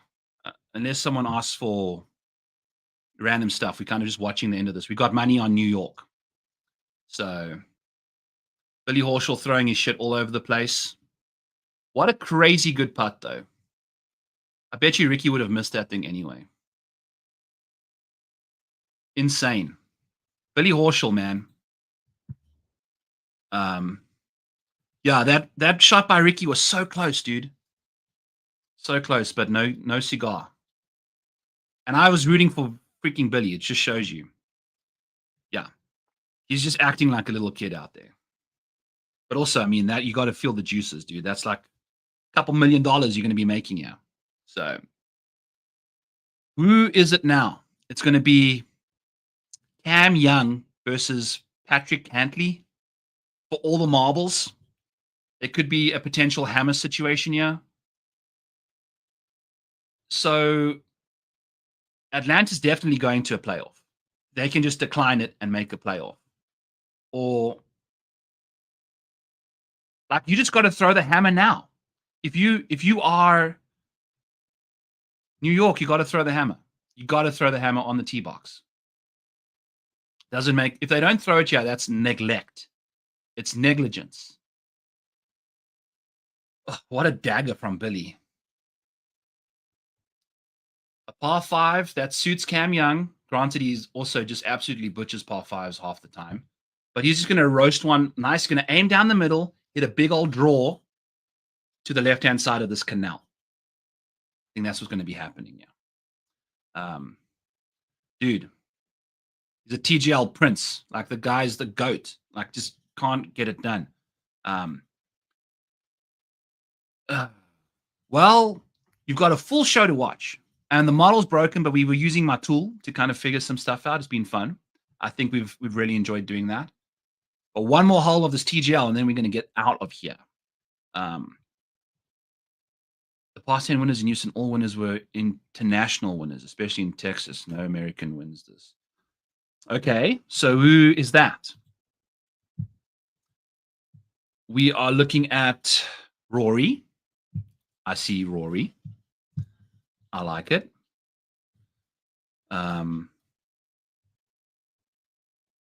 Rai is international. Minwoo's international. Sanjay, Wyndham, not sorry, Jay Day.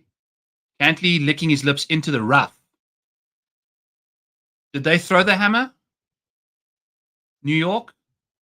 All worth 2 points. Let's go. Come on, Cameron. Dude, that is a big, this is a big drive here. We're going to get 190 ball speed from Young here. We're going to absolutely get it going. Teeing it up in the middle of a bunch of divots. Gotta love it. No wonder Xander was teeing up, like standing outside the box. Ooh. Oh, he's going with the power fade. Get over there. Get over. Beautiful. Beautiful. He's absolutely going to butcher this approach shot, though. Absolutely going to butcher this approach shot. Also, you got to give a shout out to these managers of these teams. They're pretty. Ooh, it's a nasty lie. Little chaser, 244. What is it? 240. 244. Little flyer lie up the hill. 5 wood for Cantley. Left. Straight. In the water. Get. Oh, boy. Get in the rough.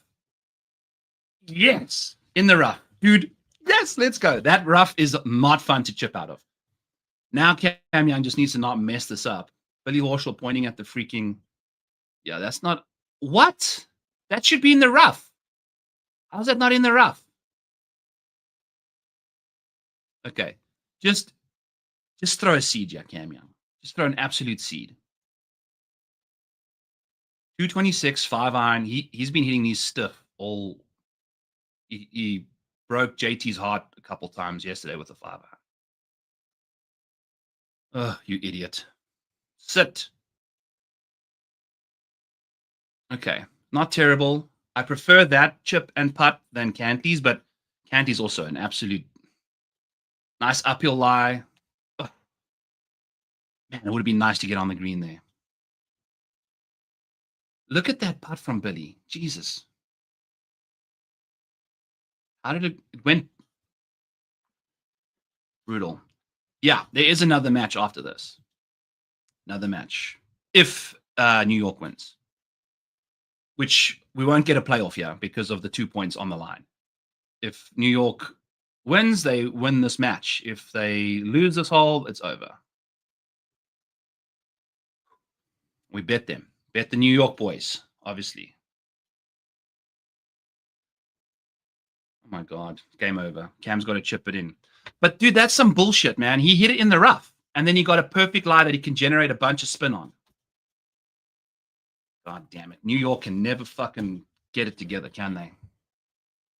So Cam Young's got to chip it in to win the match and extend the TGL season by a game. But that's some beat. Dude, they got to figure some of this stuff out, man. Like, how do you, when you on the sim, your stuff's in the rough, and then when he's chipping, it's from the perfect lie?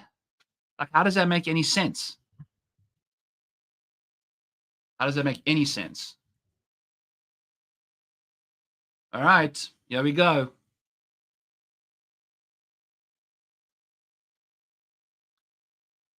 Cameron Young for all the marbles.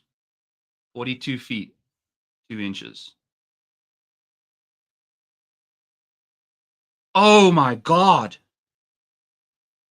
How did that not go in? Fucking Atlanta, man. Anyway, folks, Rory McIlroy, 7-1. Aldrich Oberg. Aldrich Potgieter, 200-1. Alejandro Tosti, 300-1. Rory McIlroy, top 5. Minwoo Lee, top 30.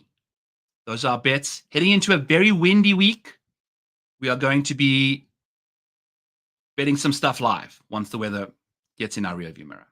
Congratulations to Atlanta, the absolute dogs, Billy Horschel. Never going to win a major, but he will have his TGL W. Same with Patrick Cantley. What a bunch of losers winning this thing. Anyway, folks, catch you guys later. Thanks for tuning in. Hit the like in the blah, blah, blah. Peace.